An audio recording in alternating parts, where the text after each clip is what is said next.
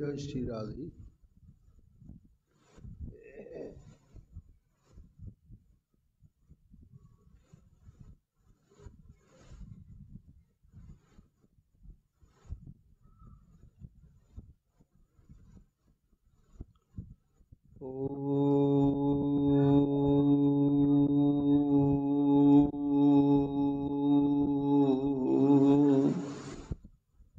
यस्य प्रसादात् भगवते प्रसादो यस्या प्रसादान्न कुतयपि ध्येयं स्तुवं तस्य यशस्त्रिसन्धं वन्दे गुरो श्रीचरणरविन्दं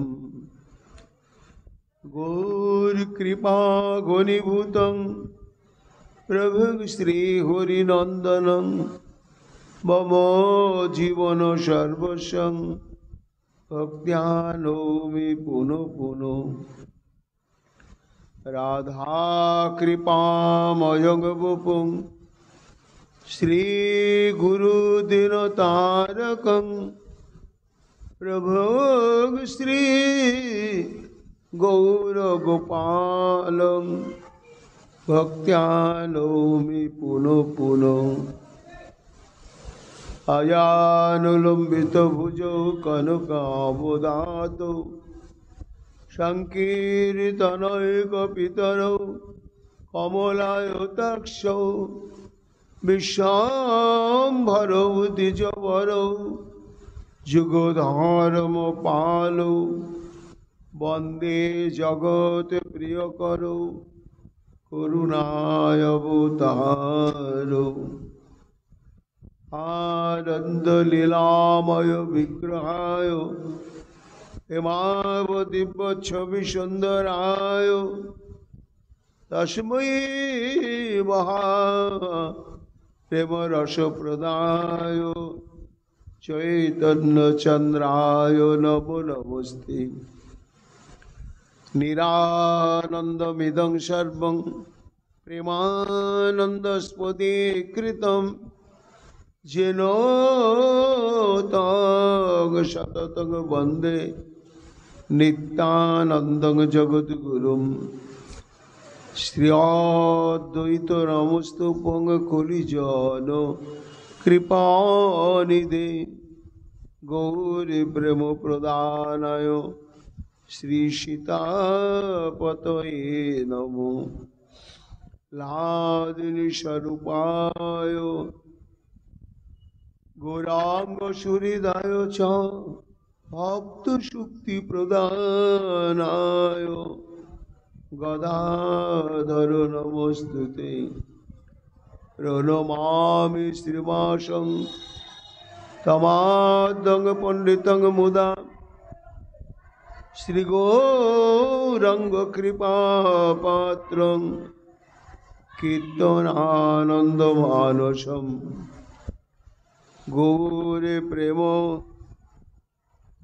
प्रदावैव सर्वत्र समदर्शिने नारायण सुताय च श्रीमन्नरहरये नमो। बर्हापीडाभिरामं मृगमदतिलकं कुण्डलाक्रान्तगण्डं कञ्जाक्षं कम्बुकण्ठं सुमेतशुभगमुखं सादरनस्तवेनुं श्यामं शान्तं त्रिभङ्गं रविकरो वसनभूषितं वैजयन्त्या वन्दे वृन्दावनस्थयुवतिशतप्रीतं ब्रह्म गोपालवेशं नवनलिननेत्राय वेणुवाद्यविनोदिने राधाधर सुधापानं शालिने वनमालिने। हे कृष्ण करुणा सिंधु दीनबंधु जगतपते गोपेश गोपिका कांत রাধাকান্ত নমস্তুতে। মুখং করোতি বাচালং পঙ্গুং লঙ্ঘয়তে গিরিম যৎ কৃপাতমহং বন্দে পরমানন্দ মাধবম। তপ্ত কাঞ্চন গৌরাঙ্গী রাধে বৃন্দাবনেশ্বরী বৃষভানুসুতে দেবী তং নমামি হরিপ্রিয়ে। মহাভাব স্বরূপাতং কৃষ্ণ প্রিয়া বরিয়সী প্রেম মুক্তি প্রদে দেবী রাধিকা তং নমাম্যহম। বন্দে নন্দ ব্রজ স্ত্রীণাং আদরেণুমভিঘ্নস যশাং ঘুরি কথোদ্গীতং পুনাতি ভুবনোত্রয়ম। আচতুর্বদন ব্রহ্মা বাহুর পরো হরি অভালোচন শম্ভুর ভগবান বদরায়ণী। যং প্রভজন্তমনুপেতমপেতকৃত্যং দ্বৈপায়ন বিরহ কাতরয়া জুহাব। পুত্রেতি তন্ময়াতয়তরবয়োবিনেদুস্তং সর্বভূত হৃদয় মণিমানতস্মি। তমাদিদেবম করুণানিধানম তমালবর্ণম শ্বেতাবতারম। অপার সংসার সমুদ্র সেতুম ভজামহে শ্রী ভাগবত স্বরূপম। বঞ্চাকল্পতরুভ্যশ্চ কৃপা সিন্ধুভ্যেব চ পতিতানাং পাবনেভ্যো বৈষ্ণবেভ্যো নমো নমো। জয় রূপ সনাতন ভট্ট রঘুনাথ শ্রীজীব গোপাল ভট্ট দাসের রঘুনাথ। ভক্তি ভরে বন্দি ছয় গোসাইয়ের চরণ যাহা হইতে বিঘ্ন নাশে অভীষ্ট পূরণ। জয় গৌর ভক্তবৃন্দ গৌর যাদের প্রাণ সবে মিলে দেহ মোরে নিতাই গৌর ভক্তি দান। নিতাই গৌর হরি বল নিতাই গৌর হরি বল নিতাই গৌর হরি বল। জয় জয় নিতাই গৌর হরি হরি বল। রাধে রাধে রাধে जय जय श्री राधे राधे प्राण राधे राधे राधे राधे जय राधे राधे राधे। जय महाप्रभु।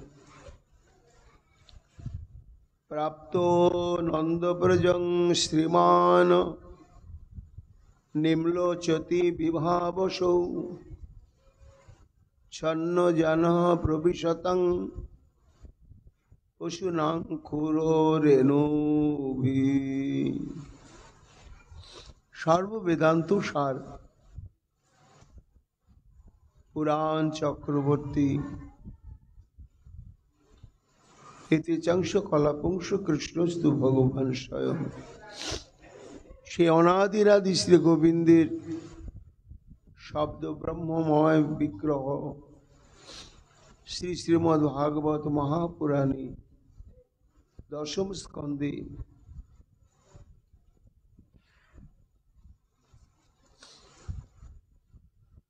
46তম অধ্যায়ে অষ্টম সংখ্যক শ্লোকেতে পূজ্যপাদ সুখদেব গোস্বামী পাদ বললেন, মহারাজ পরীক্ষিত, ওই দেখো, প্রাপ্ত নন্দব্রজং শ্রীমান নিম্লোচতি বিভাবসৌ ছন্ন জানো প্রবিশতাং পশুনাং খুরো রেণুভি।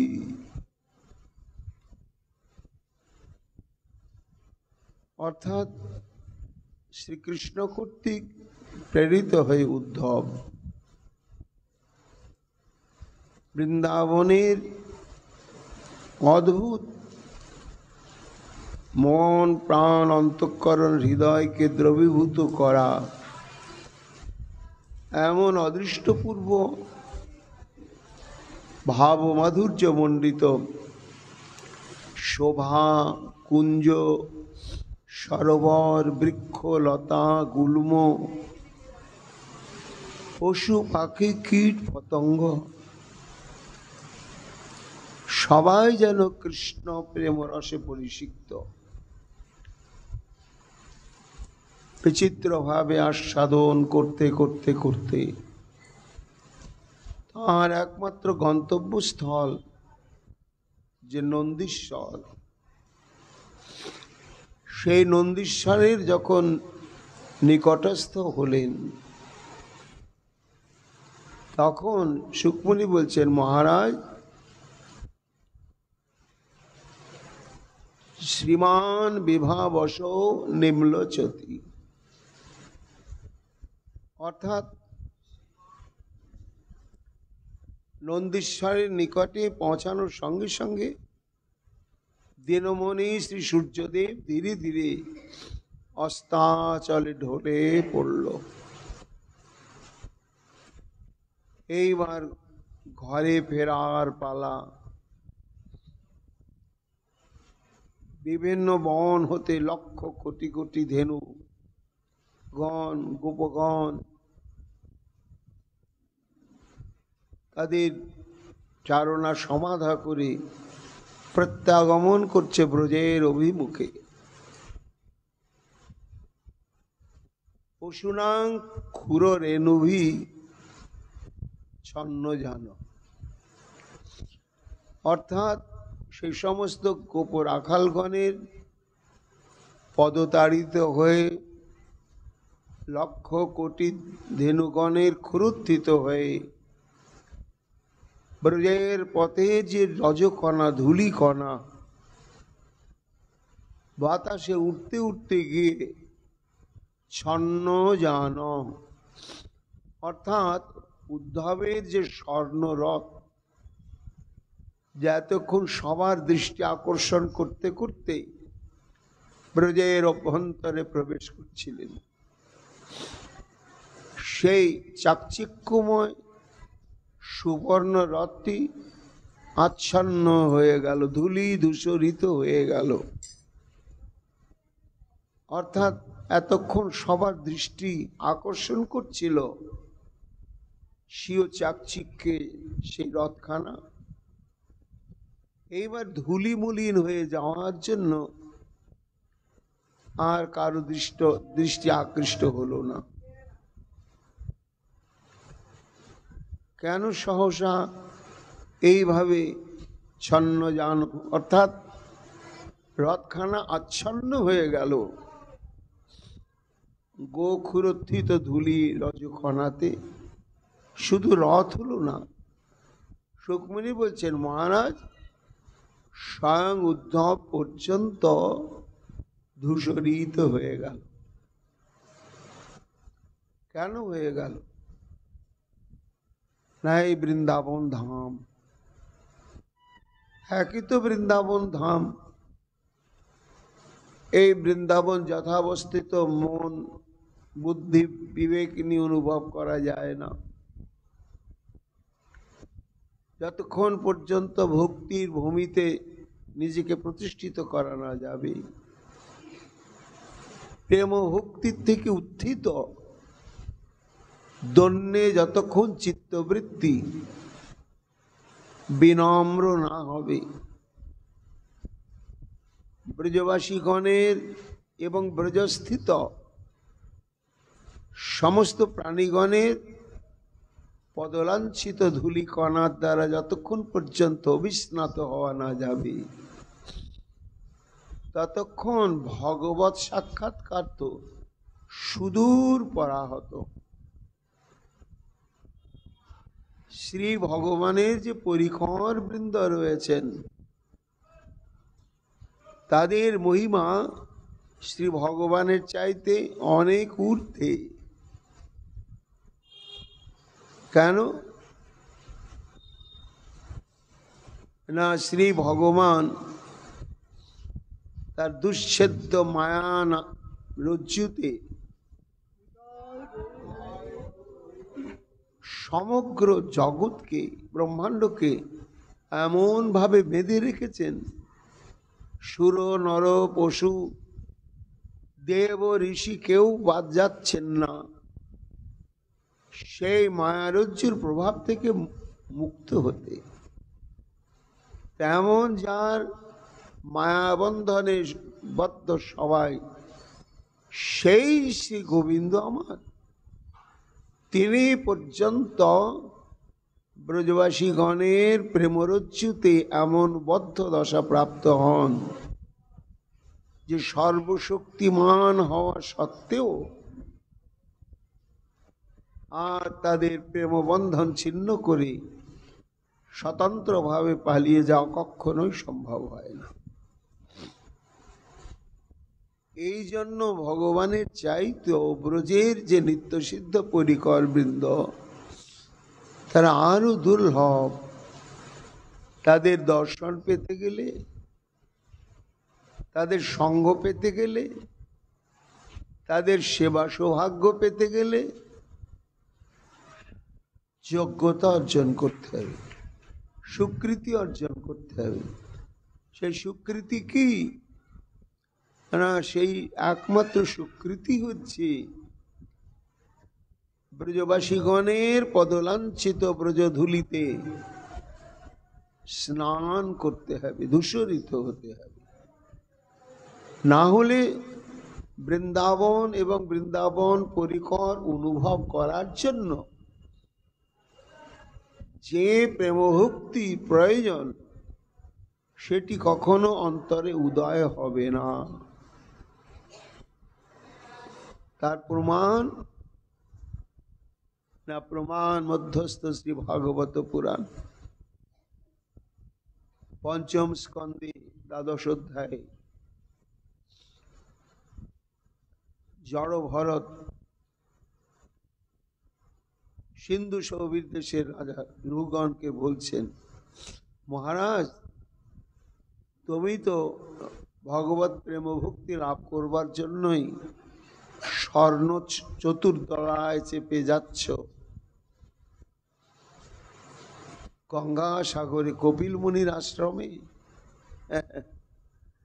এইভাবে ওই দুর্লভ প্রেম ভক্তি লাভ হয় না।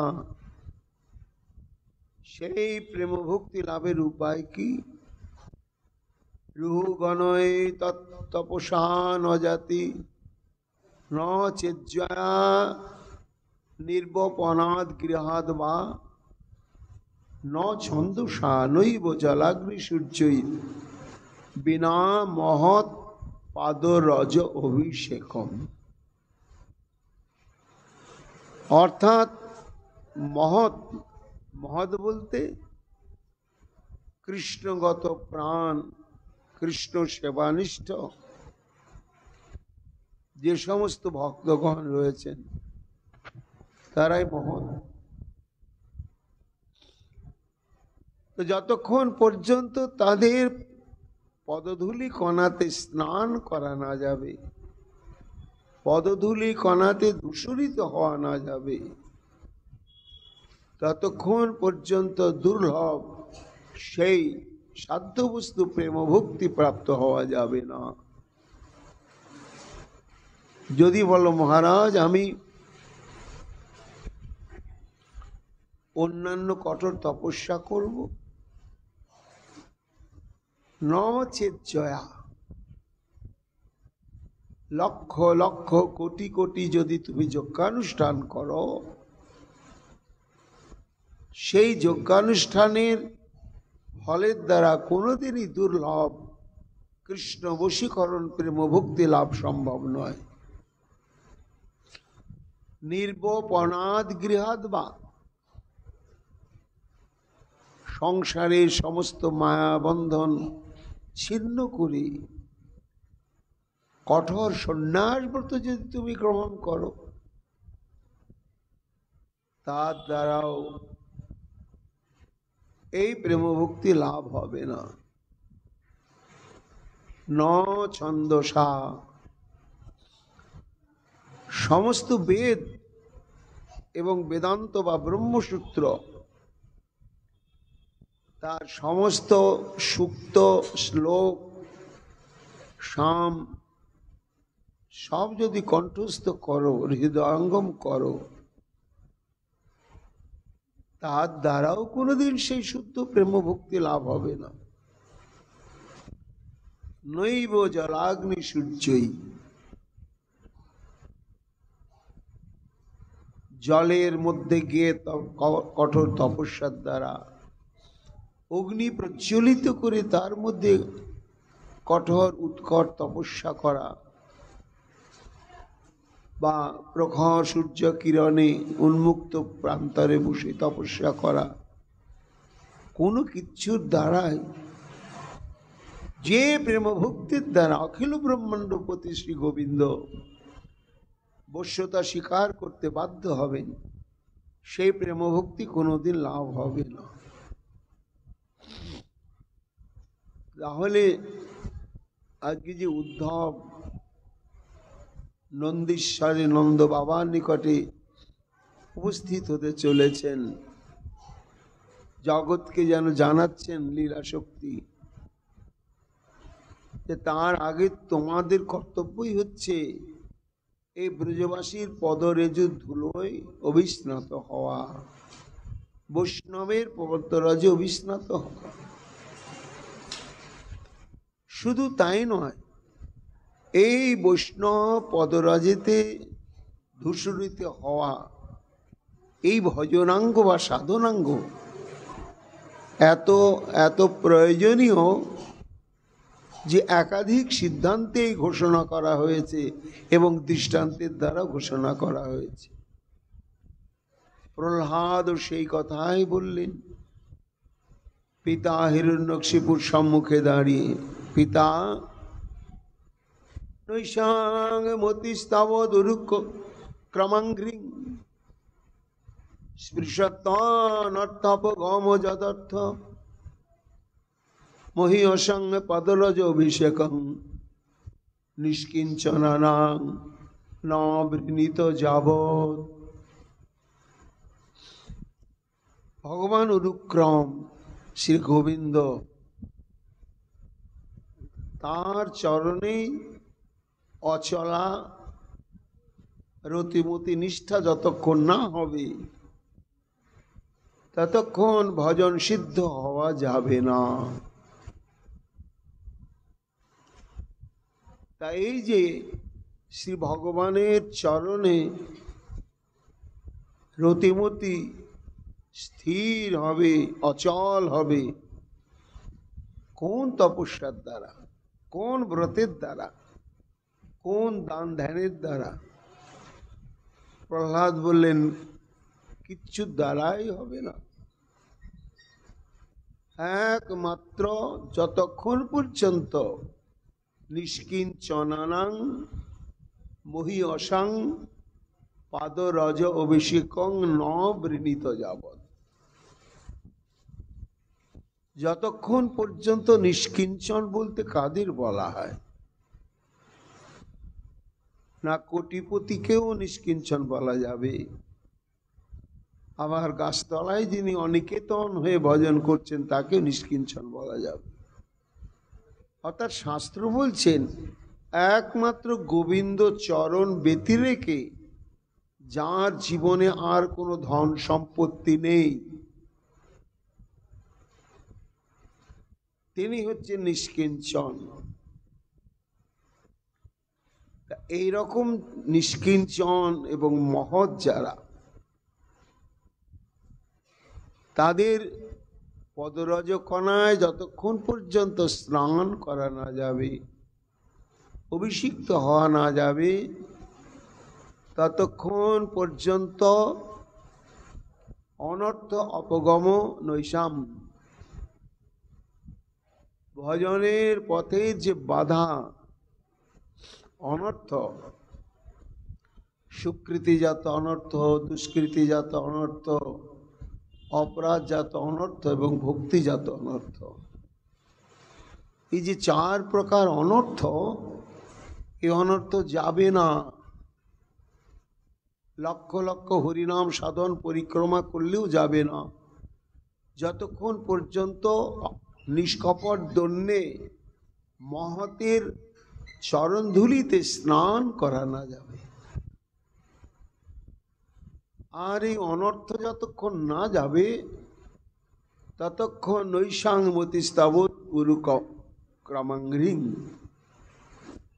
উরুক্রম শ্রী গোবিন্দের চরণে রতিমতিও কখনো অচল একনিষ্ঠ অবস্থা প্রাপ্ত হবে না। তাই সুকমুনি বলছেন, মহারাজ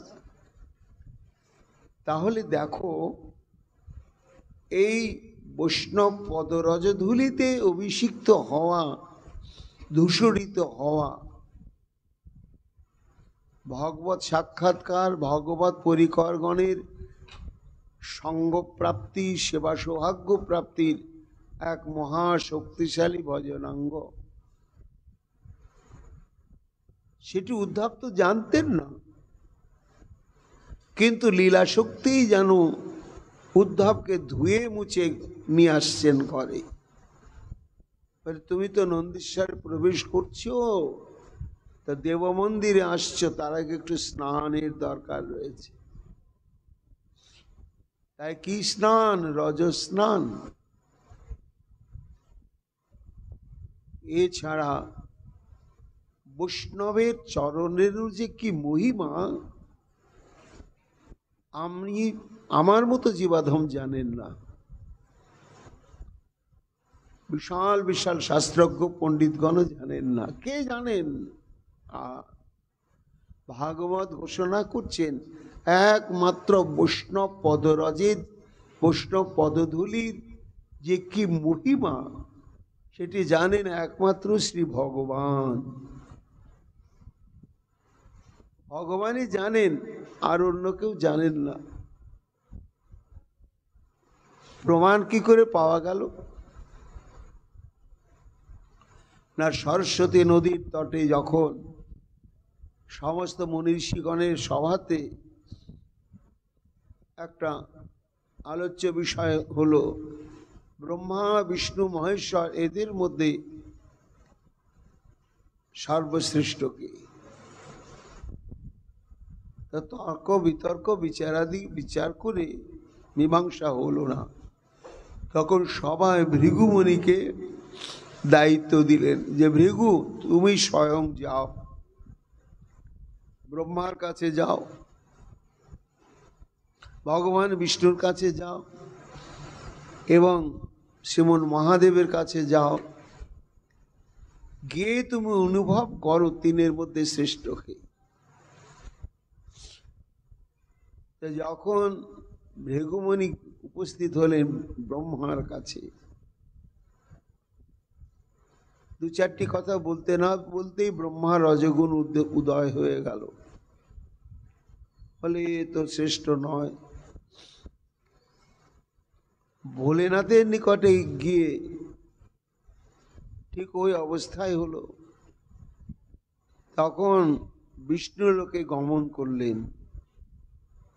অনন্ত শয্যায় শয়ন করে রয়েছেন ভগবান নিশ্চিন্তে।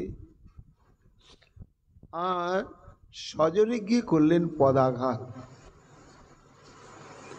যে পদাঘাত করলেন চমকে উঠে ভগবান সঙ্গে সঙ্গে শয়ন থেকে উঠে উপবেশন করে ভৃগুমুনির চরণ জড়িয়ে ধরলেন।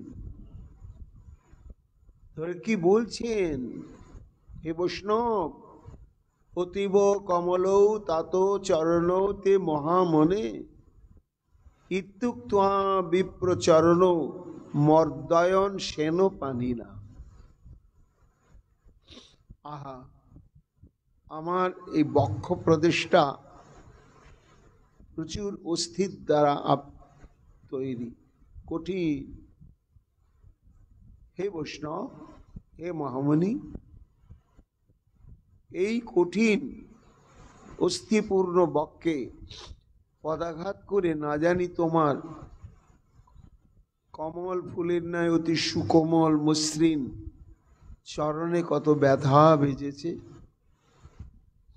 আমার উচিত ছিল আগেই তোমাকে দর্শন মাত্রেন শয়ন থেকে উত্থিত হয়ে স্বাগত জানিয়ে অভ্যর্থনা করা, এটা আমারই অপরাধ। কাজেই এই আচরণের আমি কোনো ভুল ধরছি না। ব্যথা লেগেছে তো সে ব্যথা আমি দূর করি। মর্দয়ন সেন পানি না।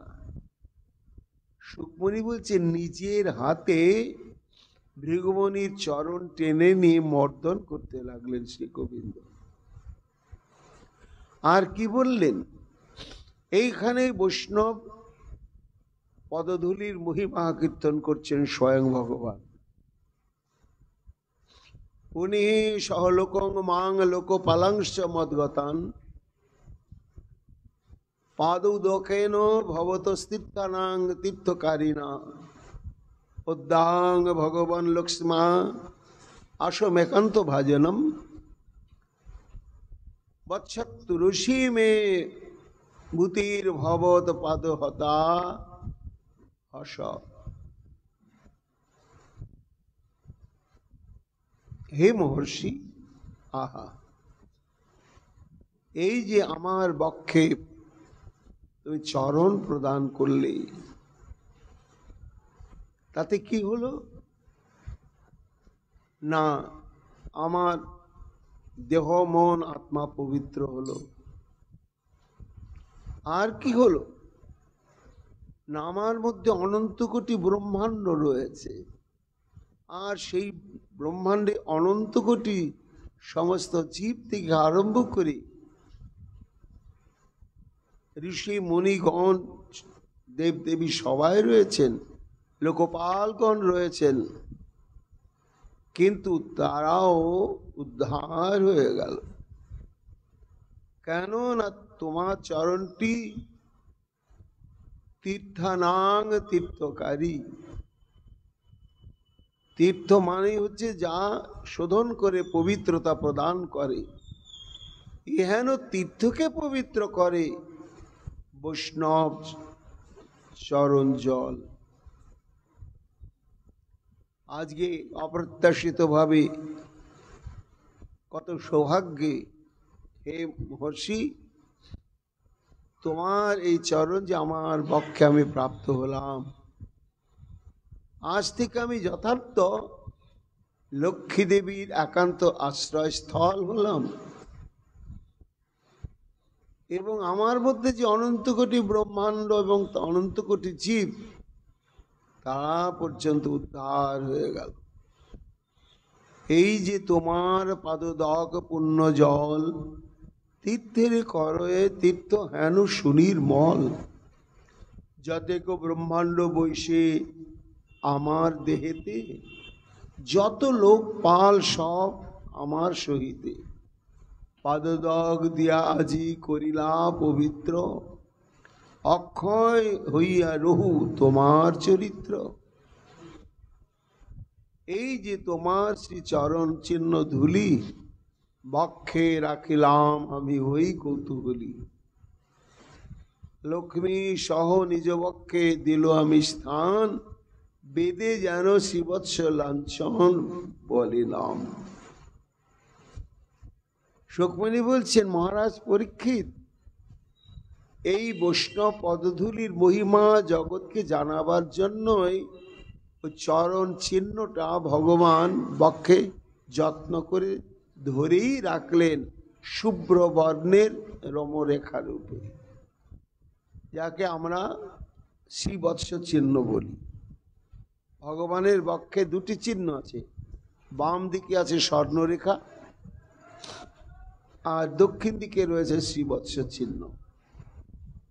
সেই দিন থেকে সেই চিহ্নটি হলো যেদিন ভৃগুমুনি সর্বপ্রথম পদাঘাত করলেন ভগবানের হৃদয় প্রদেশে।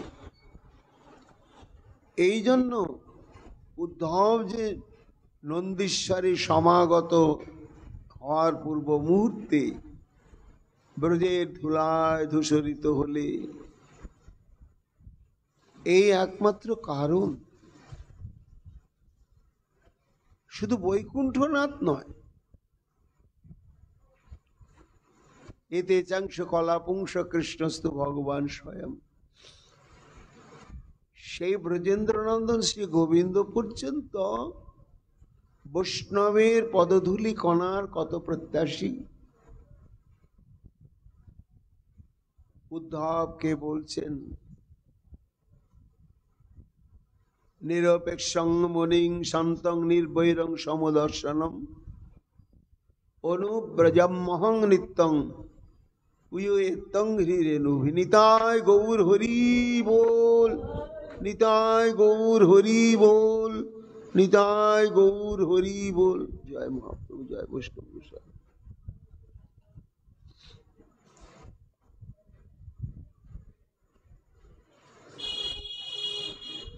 একদিন ভগবান বলছেন, উদ্ধব,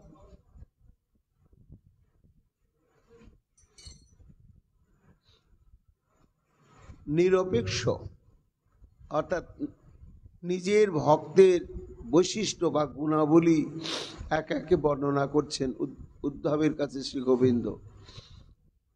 নিরপেক্ষ বৈষ্ণব সবসময় নিরপেক্ষ হবে। মুনি অর্থাৎ সংযত বাক,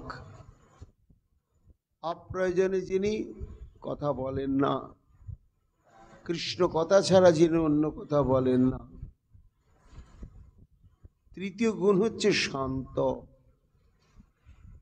অর্থাৎ তার অন্তঃকরণে লাভ, পূজা, প্রতিষ্ঠা, যশ, খ্যাতি, প্রতিপত্তি, অষ্টসিদ্ধি ইত্যাদির বিন্দুমাত্র কামনা বাসনা নেই।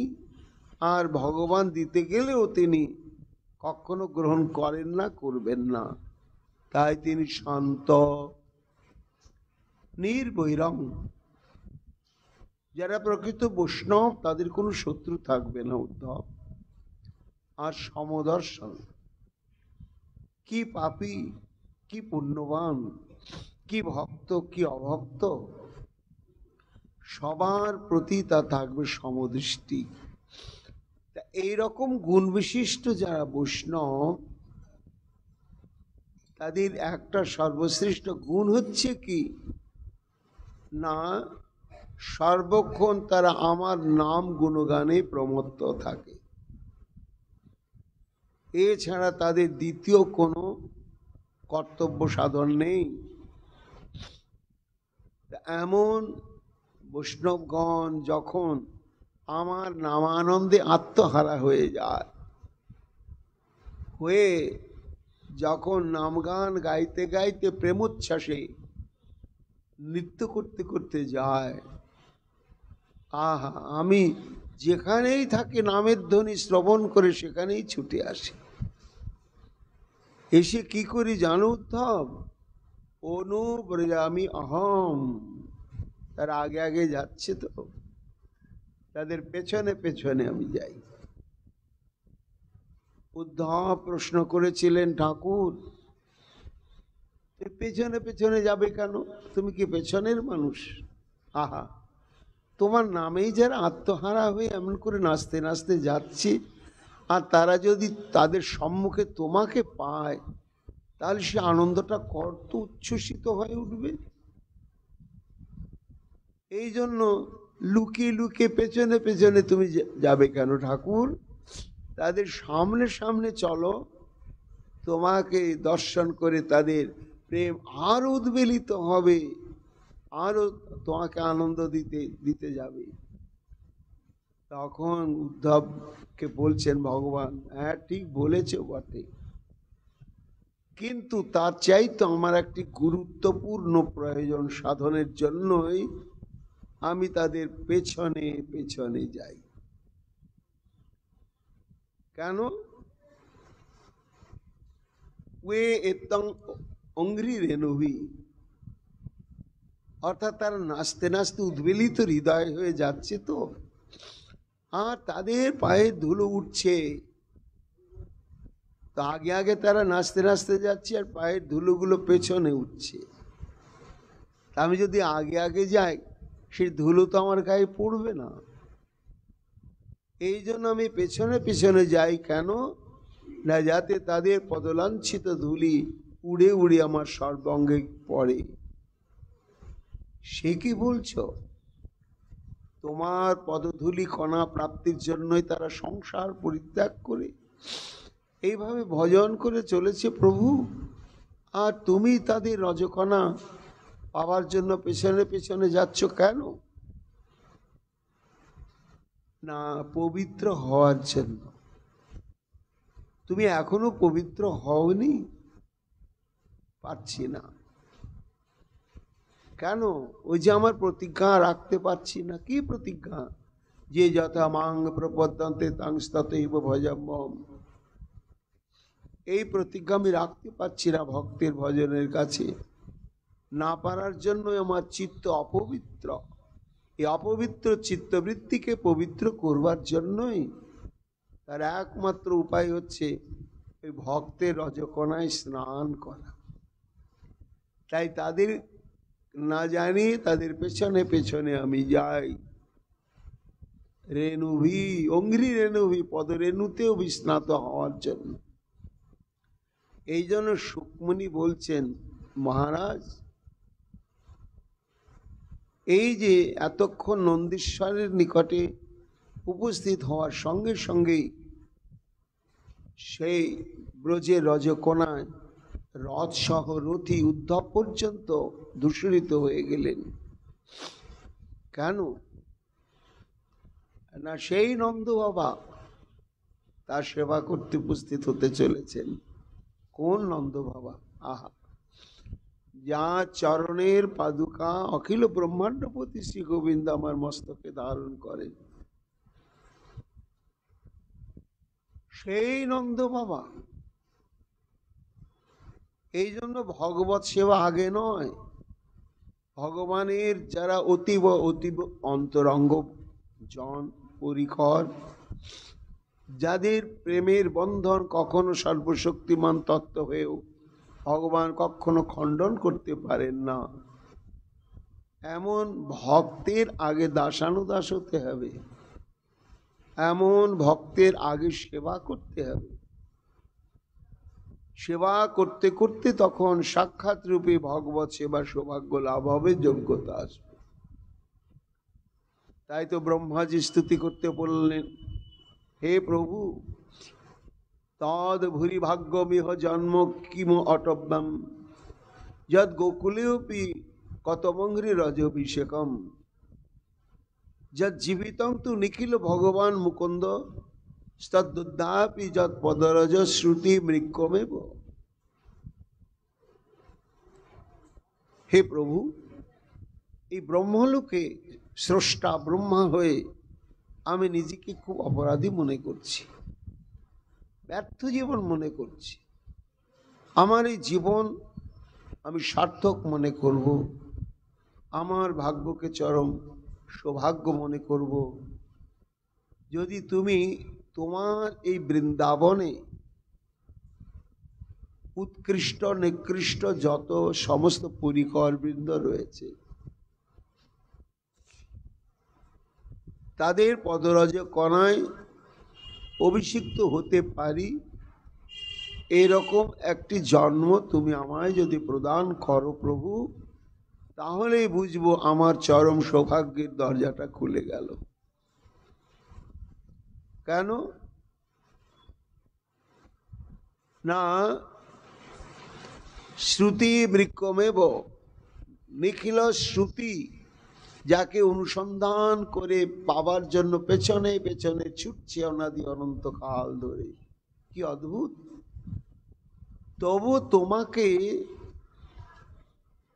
শ্রুতি অনুসন্ধান করে সম্যক উপলব্ধি করতে পারছে না, ধরতে পারছে না।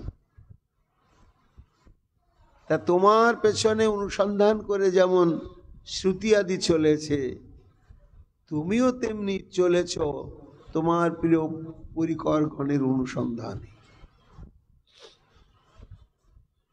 কি আশ্চর্য!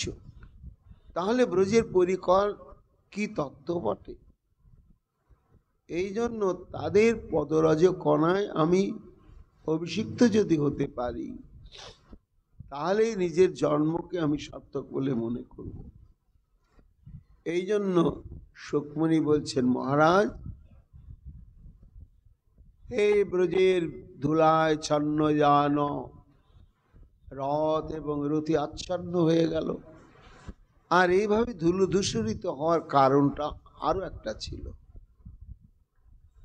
নন্দালয়ে প্রবেশের মুহূর্তে যদি রথটা ধুলো ধূসরিত না হতো, তাহলে চাকচিক্যময় রথের সৌন্দর্য ছটাতে সমগ্র ব্রজবাসীগণ আকৃষ্ট হয়ে দৌড়াতে দৌড়াতে আসতো,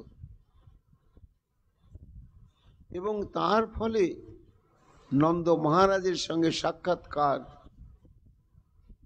বিলম্বিত হতো এবং বিঘ্ন হতো,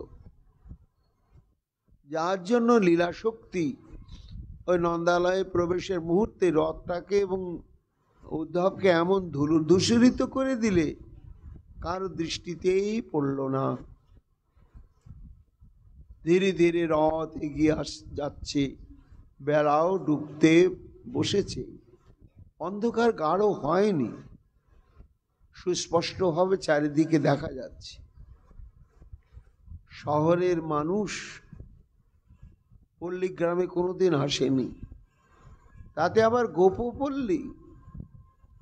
মথুরায় তো গোপপল্লী নেই, কেন না এই গোকুলের গোপবৃন্দই দধি দুগ্ধ ইত্যাদি যত কিছু প্রয়োজনীয় বস্তু সব মথুরায় নিয়ে যায়। এই জন্য মথুরাবাসীদের প্রয়োজনে মথুরাতে কোনো গোয়ালপাড়া নেই। কাজে গোপপল্লীর যে কি দৃশ্য, গাই বাছুর বলদ ষণ্ড ষাঁড় তাদের কি আগম নিগম উদ্ধব কিছুই জানে না। দেখছেন চোখে পড়ল কি, বাসিতার্থে অভিযুদ্ধ দেবীর নাদিতং সুস্মিভি বিষয়ী। শুকমুনি আকুমার ব্রহ্মচারী, কিন্তু বর্ণনা একবারে বাস্তব ভাবে দিচ্ছে। কি দেখছে না, কিছু কিছু গোমাতাগণ ঋতুমতী হয়েছে। এইবার ঋতুমতী হওয়ার জন্য একটা শর্ত নয়, লক্ষ লক্ষ ধেনু পালের মধ্যে শত শত ষণ্ড রয়েছে। তা যখন গোমাতাগণ ঋতুমতী হন, তখন ষণ্ডেরা ষাঁড়েরা বুঝতে পারে, তখন তার সঙ্গ করবার জন্য খেপে যায়।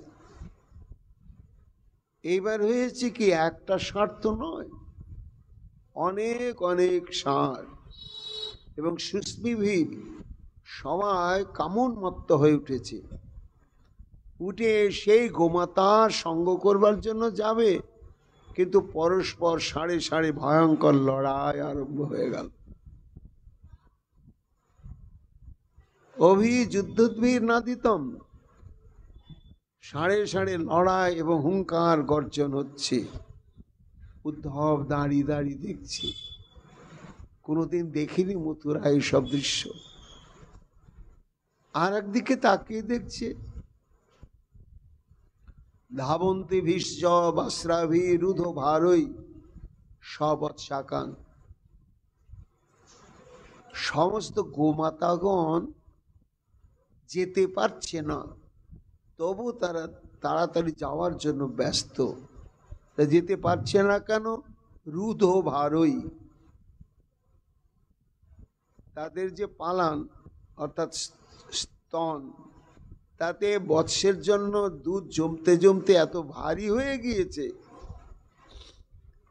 যে মহাভার স্তনবৃন্তকে নিয়ে গোমাতাগণ দ্রুত গতিতে যেতে পারছে না। তাই উচ্চস্বরে নিজ নিজ বাছুরগুলোকে ডাকছে, তোমরা দৌড়ে এসো, আমরা জোরে জোরে যেতে পারছি না। উদ্ধব রথকে থামিয়ে দিয়ে দেখছে সব দৃশ্য। ইতস্তত বিলঙ্গত ভীর গোবৎসের মণ্ডিতং শীতই, আবার কোথাও দেখছে সমস্ত শুভ্র বর্ণের নধর কান্তি বাছুরগুলো লাপালাপি লেজ তুলে ছুটাছুটি করছে।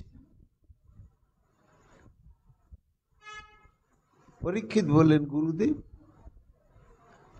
তাহলে সাদা বাছুরই ছিল, রং বেরঙের বাছুর কি ছিল না? সুকমণি বলছেন, হ্যাঁ মহারাজ ছিল, কিন্তু সময়টা তো সন্ধ্যা সমাগত, আবছা অন্ধকার। তো আবছা অন্ধকারের মধ্যে কালো নীল লাল এ রং অত বোঝা যায় না, সাদা রংটাকেই বেশি বোঝা যায়। তাই উদ্ধবের চোখে পড়ল ওই শুভ্র বর্ণের যে সমস্ত বৎসগুলো, সেগুলোই। এই জন্য শীতই শব্দটি দিয়েছেন। সে বাছুরগুলো আনন্দে নাচানাচি দেখে অভিভূত উদ্ধব। আর একদিকে দেখছে কি ভীষণ কলরব, হইহুল্লোড় হচ্ছে। কেন? গোদহ শব্দাভিরবং বেনুনাং নিঃসনেন চ, সব বলিষ্ঠ বলিষ্ঠ গোয়ালাগণ সব ভাঁড় নিয়ে সাধন দরিদ্রা গায়ের পেছনে পা ছেঁদে সব দহন করছে। হাজার হাজার গোয়াল, হাজার হাজার গোমাতা দহন হচ্ছে। দহন করতে করতে এইবার ভাঁড় ভরে গিয়েছে, চিৎকার করছে, আরে আর একটা ভাঁড় নিয়ে এসো, আর একটা ভাঁড় নিয়ে এসো। কেউ গোদহন করতে শুরু করবে, তার আগে বাছুরকে দিয়ে দুধ পান করাচ্ছে। হয়ে গিয়েছে, এই বাছুরটা ধরো, বাছুরটা ধরো। এইরকম নানা প্রয়োজন সাধনের জন্য বাক্যালাপে বিরাট একটা শোরগোলের সৃষ্টি হয়ে গিয়েছে। তার ফাঁকে ফাঁকেই কতিপয় গোপবালক কৃষ্ণের ভঙ্গিমাকে অনুকরণ করে সুন্দর বংশী বাদন করছে। গায়ন্তি ভীষ্ম কর্মাণি শুভানি বল কৃষ্ণয়, সলঙ্কৃতাভির গোপীভির গোপস্য সুবিরাজিতম। আর একটু এগিয়ে গেল রথ। সন্ধ্যাটা তখন আরো একটু গাঢ় হয়ে এসেছে। দেখছি সমস্ত এতক্ষণ সব গোপ বালক এবং গোপগণকেই দেখলে উদ্ধব। এইবার সমস্ত ব্রজ রমণীদের প্রতি দৃষ্টি পড়ল। কি তারা পবিত্র, সুস্নাতা এবং সুন্দর সুন্দর বসন পরিহিতা, সু অলঙ্কৃতা। গায়ন্তী ভি কর্মাণি শুভানি বল কৃষ্ণ। তারা সন্ধ্যাকালীন যত যত কর্তব্য কর্ম থাকে, সমস্ত কর্তব্য কর্ম সাধন করছেন, কিন্তু গান গাইতে গাইতে, নীরব নিথর হয়ে নয়। কি গান গাইছেন? কৃষ্ণ বলয়। তাদের কানের মূর্ছনা। অভিভূত উদ্ধব সেই সঙ্গীতের ধ্বনি যেন বাতাসে তরঙ্গায়িত হতে হতে ব্রহ্মাণ্ডে ছড়িয়ে পড়ছে। তারা কৃষ্ণ গুণগান ছাড়া কিচ্ছুই জানে না। সর্বকর্মের মধ্যেই তাদের ওই কৃষ্ণানুগুণগান। এখনো এই দৃশ্যটি আমাদের এই বৃন্দাবনে দেখা যায়, আপনারা অনুভব করেন। ব্রজমায়ীরা এখনো একখানে হলেই তারা গান আরম্ভ করে দেয়। শ্রীকৃষ্ণ বিষ্ণু মধুকৈট ভারে ভক্তানুকম্পিন ভগবান মুরারে ত্রয়স্যমাং কেশব লোকনাথ গোবিন্দ দামোদর মাধবেতি গোবিন্দ দামোদর মাধবেতি গোবিন্দ দামোদর মাধবেতি। প্রদীপ দেখাচ্ছে, ধূপ দেখাচ্ছে, যা কিছু করছে গান গাইতে গাইতে। উদুখল সম্ভূত তণ্ডুলাংশ সংঘটয়ন্তে মুসলশ্চ মুগ্ধা গায়ন্তি গোপ্য জনিতানুরাগা গোবিন্দ দামোদর মাধবেতি গোবিন্দ দামোদর মাধবেতি গোবিন্দ দামোদর মাধবেতি। কোথাও উদ্ধবজি দেখছেন উদুখলে ধান দিয়েছে, দু চারজন ব্রজমায়ী বিশাল উদুখল 3-4টে মুগুর নিয়ে সেখানে আঘাত করছে আর তন্ময় হয়ে গোবিন্দ দামোদর মাধবেতি গান গাইছে। শুধু তাই নয়, কাচিতে করাম্বুজ পটের নিঃসন্নং ক্রীড়া শুকং কিং শুক করুক তুণ্ডম অভ্যাসায়ামাশু সরুহাক্ষী গোবিন্দ দামোদর মাধবেতি গোবিন্দ দামোদর মাধবেতি গোবিন্দ দামোদর মাধবেতি। রথ এগিয়ে যাচ্ছে, দেখছেন কোন ব্রজমায়ী আদর করে সোনার খাঁচায় রাখা আছে পোষা সুখ পক্ষী, তাকে আদর করে অভ্যাস করাচ্ছে এই কৃষ্ণ গুণগান গোবিন্দ দামোদর মাধবেতি গোবিন্দ দামোদর। আমি শুধু গাইব না, সুখ তোমাকেও গাইতে হবে। গৃহে গৃহে গোপ বধূ সমূহ প্রতীক্ষণ পিঞ্জর সারিকানম লসদ গির বাচয়িতুং প্রবৃত্ত গোবিন্দ দামোদর মাধবেতি। গৃহে গৃহে উদ্ধবের চোখে পড়ছে এই অভিনব দৃশ্য। আবার কোথাও দেখছে কোন কোন ব্রজমায়ী শিশুকে ঘুম পাড়াচ্ছে।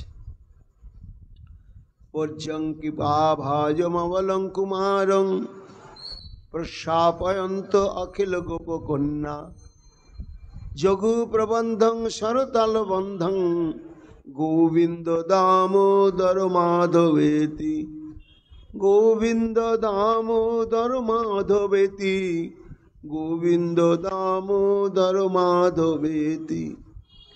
সন্ধ্যা সমাগত হয়েছে, শিশু ঘুম পেয়ে গেছে।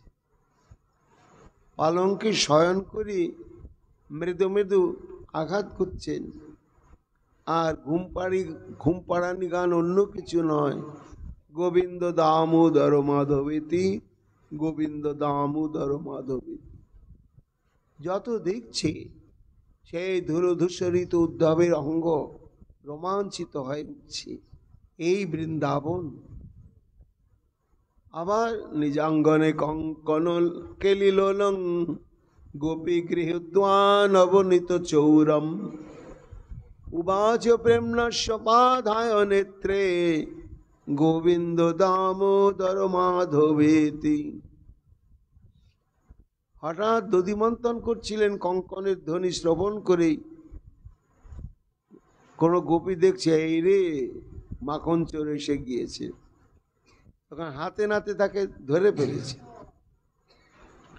ধরে ফেলে এইবার চোর তুমি ধরা পড়েছ, এই আনন্দে গোবিন্দ দামোদর মাধব ইতি গান গাইছে। এইভাবে কৃষ্ণ গুণগান মুখর গোপপল্লী এক দিব্য পরিবেশের সৃষ্টি করেছে। অভিভূত উদ্ধব ধীরে ধীরে এগিয়ে যাচ্ছেন। আবার কোথাও দেখলেন কি, অগ্নার কাতিথি গো বিপ্র পিতৃ দেবার্চনান্বিতই ধূপ দীপস্য মাল্যস্য গোপবাসের মনোরমম।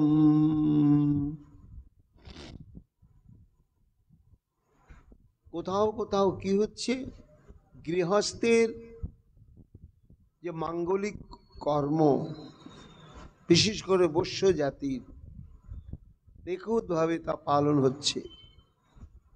সন্ধ্যা সমাগত কাল, তাই অগ্নি, সূর্য, অতিথি, গো, ব্রাহ্মণ এবং পিতৃপুরুষ দেবতার উদ্দেশ্যে নানা ধরনের আনুষ্ঠানিক সমস্ত ধর্মানুশীলন চলছে। ধূপ দীপস্য মাল্যস্য গোপবাসের মনোরম। ধূপের গন্ধে, প্রদীপের আলোকমালায় এবং মাল্লাদির দ্বারা পরিশোভায় এমন এক দিব্য ভাব প্রকাশ করেছেন। সুকমুনি বলছেন, মহারাজ, এই হচ্ছে গৃহস্থের কর্তব্য কি না পঞ্চযজ্ঞ সমাধান করা। কি পঞ্চযজ্ঞ? পঞ্চঋণ। আমাদের রয়েছেন ঋষি ঋণ, দেবঋণ, নৃঋণ আর ভূত ঋণ।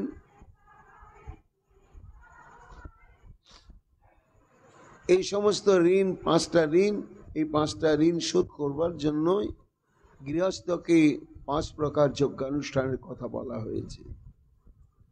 তো তার মধ্যে 4 প্রকার জাতি, ব্রাহ্মণ, ক্ষত্রিয়, বৈশ্য এবং শূদ্র।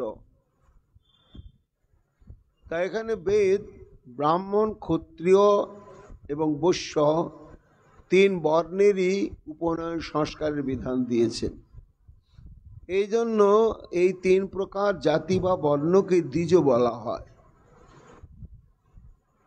এদের অন্তত এই পঞ্চযজ্ঞানুষ্ঠান অত্যাবশ্যিক। তাতে সংসারের মঙ্গল, পরিজনের মঙ্গল এবং পূর্বপুরুষের মঙ্গল, সর্বপ্রকার মঙ্গল সাধন হবে। এই জন্যই তারা দ্বিজাতির সংস্কারে তারা প্রত্যেক দিন এই সন্ধ্যাকালে এই সমস্ত যজ্ঞানুষ্ঠানের আয়োজন করে। তাহলে কি তারা ব্রাহ্মণ না হয় করা উচিত? শাস্ত্র বলছে হ্যাঁ, ব্রাহ্মণ, ক্ষত্রিয় এবং বৈশ্য এদের সংস্কার রয়েছে ব্রাহ্মণের ন্যায়। প্রমাণ না, প্রমাণ যখন নন্দ বাবার গৃহে গর্গাচার্য সমাগত হলেন, তখন নন্দ বাবা বললেন যে আচার্যদেব, আপনি তো জ্যোতিষ তত্ত্ববেত্তা, তা আপনি অপ্রত্যাশিতভাবে আমার মঙ্গল জন্যই আপনি সমাগত হয়েছেন, আপনাকে ছাড়ব না। আপনি যথাবিহিতভাবে আমার এই পুত্রদ্বয়ের আজকে শুভ তিথি, শুভবার, শুভ মাস নামকরণ করতেই হবে। বলে জানাজানি হয়ে গেলে তো আমার এটা বিপদ হবে। বলে কোনো চিন্তা করবেন না আচার্যদেব, অলক্ষিত অস্মিন রহস্যি মামকৈরবি গোব্রজে। এটা গোশালার মধ্যে এত নিঝুম গোপনে অনুষ্ঠিত হবে যে আমার নিজস্ব যারা আত্মীয় স্বজন তাদের পর্যন্ত জানানো হবে না। কিভাবে হবে? কুরু দ্বিজাতি সংস্কারং স্বস্তি বাচন পূর্বক। এখানে নন্দ বাবা বলছেন নামকরণ অনুষ্ঠিত দ্বিজাতি সংস্কার, অর্থাৎ ব্রাহ্মণের সংস্কার বিচার অনুসারেই আমার পুত্রদ্বয়ের নামকরণ হবে। এই জন্যই সুকমণি বলছেন, মহারাজ পরীক্ষিত, এরা ব্রাহ্মণ না হলেও দ্বিজ, এদের উপনয়ন সংস্কার রয়েছে, যার জন্যই পঞ্চযজ্ঞানুষ্ঠান এরা নিত্যভাবেই করেন। সেই পঞ্চযজ্ঞ কি? অধ্যাপনং ব্রহ্মযজ্ঞ, পিতৃযজ্ঞ, স্তুতর্পণম, হোম, দৈব বলির, ভূত নিযজ্ঞ, অতিথি পূজনম। অর্থাৎ অধ্যাপনের দ্বারা হয় ব্রহ্মযজ্ঞ বা ঋষিযজ্ঞ, আর তর্পণের দ্বারা হয় পিতৃযজ্ঞ। হোম প্রজ্বলিত করলে সেটা দেবযজ্ঞ হয়, আর অতিথি সেবা করলে নিযজ্ঞ হয়, আর পশু পাখি ইত্যাদি প্রাণীগণকে ভোজন প্রদান করলে সেটা হয় ভূতযজ্ঞ। গৃহস্থের এই 5 প্রকার যজ্ঞ নিত্য কর্তব্যই। শ্রাদ্ধায়েন অর্চয়েত ঋষীন হোমৈ দেবান যথাবিধি পিতৃ শ্রাদ্ধস্য নির্নভূতানি বলি কর্মণা। এই সমস্ত করা দরকার। এখন এখানে একটা প্রশ্ন, কি প্রশ্ন না, শাস্ত্র বলছেন কাম ত্যাগী কৃষ্ণ ভজে শাস্ত্র আজ্ঞা মানি দেবঋষি পিতৃদি কবু নহেরিনি। যারা গোবিন্দ ভজন করবেন কৃষ্ণ মন্ত্রে দীক্ষা নিয়ে গৃহস্থ জীবনে, গোবিন্দ সেবা নিয়ে যারা গৃহস্থ জীবন যাপন করবেন, তাদের ক্ষেত্রে এই পঞ্চযজ্ঞানুষ্ঠান কি কর্তব্য? বলে না, কর্তব্য নয়। তাহলে যদি কর্তব্য না হলো, তাহলে এই সমস্ত ব্রজবাসীগণ তারা করছেন কেন? আর তারাই যদি করেন তো আমরা কেন করব না? এখানে একটা প্রশ্ন। কেন না, কৃষ্ণচরণের শরণাগত সাধকের যে পঞ্চযজ্ঞের কোনো প্রয়োজন নেই, এটি শ্রীমদ্ ভাগবত বলেছেন। একাদশ স্কন্ধে করভাজন ঋষি নিমি মহারাজকে বললেন, মহারাজ, দেবর্ষি ভূতাপ্ত নীলাং পিতৃণাং ন কিঙ্কর নাম ঋণীচ রাজন সর্বাত্মনা শরণং শরণ্যং গত মুকুন্দং পরিহৃত কর্তব্য। যারা গোবিন্দের চরণে কায় মন বাক্য একেবারে সমর্পণ পূর্বক 16 আনা ভাবে যারা গোবিন্দে আত্মসমর্পিত চিত্ত এবং জীবন হয়েছেন, তাদের জন্য এই ঋষিযজ্ঞ, দেবযজ্ঞ, পিতৃযজ্ঞ, ভূতযজ্ঞ ইত্যাদি যজ্ঞাদির কোনো দরকার নেই, এবং তাদের পঞ্চ ঋণও নেই। এই জন্য কৃষ্ণ ভক্তের এই পঞ্চযজ্ঞের কোনো বাধ্যবাধকতা, প্রয়োজনীয়তা নেই। এটা হচ্ছে নিত্যসিদ্ধ পরিকর। তারা নিত্যসিদ্ধ পরিকর, তারা স্বর্গ কামনায় সংসারের মঙ্গলের জন্য করতেন না, তারা শ্রীকৃষ্ণের মঙ্গলের জন্যই বৈদিক যত কিছু ক্রিয়াকর্মাদি গৃহস্থের জন্য নির্দেশিত হয়েছে সেসব তারা অনুষ্ঠান করতেন। এটা নিত্যসিদ্ধ পরিকরগণের জন্য, কিন্তু সাধকের জন্য নয়। এই জন্য মহারাজ ওটা আমাদের অনুকরণীয় নয়। ধীরে ধীরে নন্দালয়ের নিকটে গিয়ে যখন উপস্থিত হলো, দৃষ্টিতে পড়ল পাবন সরোবর এবং তার চারিদিকে অদ্ভুত পুষ্পিত সমস্ত বন। সর্বত পুষ্পিত বনং দ্বিজালিকুল নাদিতম হংস কারুণ্ড বাকীর্ণই পদ্ম সন্দস্য মণ্ডিতম। সুকমণি বলছেন, মহারাজ, নন্দীশ্বরের নিকটে যখন গেলেন তখন অদ্ভুত কুসুম উদ্যান, আর সে পাবন সরোবরে বিহার করছে রাজহাঁস, তারপরে কারুণ্ড, রাহু ইত্যাদি ইত্যাদি নানা জাতীয় জলচর পক্ষী, আর এত কমল কুসুম বিকশিত হয়েছে যে সেই কমল কুসুমে রেণু পড়ে পড়ে সেই সরোবরের জলকে সুগন্ধিত করে রেখে দিয়েছে। সেখানে পৌঁছার পরেতেই এইবার উদ্ধব মনে মনে ভাবছেন, এসে গেলাম তো নন্দীশ্বরে, এইবার নন্দ বাবার সাক্ষাৎ পাব কি করে। প্রশস্ত পথ এগিয়ে গিয়েছে মহারাজ নন্দের রাজ দরবারের সিংহদ্বারের দিকে। রথটা ধীরে ধীরে এগিয়ে সেইখানেই পৌঁছালেন। কাউকে দেখতে পাচ্ছেন না উদ্ধব, বুঝতে পারলেন এটাই নন্দ ভবন। যথাস্থানে রথকে সংরক্ষণ করে রথ থেকে নেমে এইবার মূল নন্দমহলে প্রবেশের দরজার বাইরে এক সুপরিকল্পিত কুসুম উদ্যান রয়েছে, আর তার মধ্যে শ্বেত মর্মর প্রস্থের দ্বারা সুন্দর একটি বেদি রয়েছে। উদ্ধব ধীরে ধীরে গিয়ে সে বেদির উপরে গিয়ে বসলেন আর চিন্তা করলেন, আমি তো নতুন, কি করে নন্দ বাবার দর্শন পাবো, সাক্ষাৎ পাবো। এর মধ্যে সমাগত সন্ধ্যা, কতিপয় ব্রজবাসী তারা নন্দ মহারাজের সঙ্গ করতে আসছিলেন। এমন সময় দেখছেন এক নূতন অতিথি এসেছে।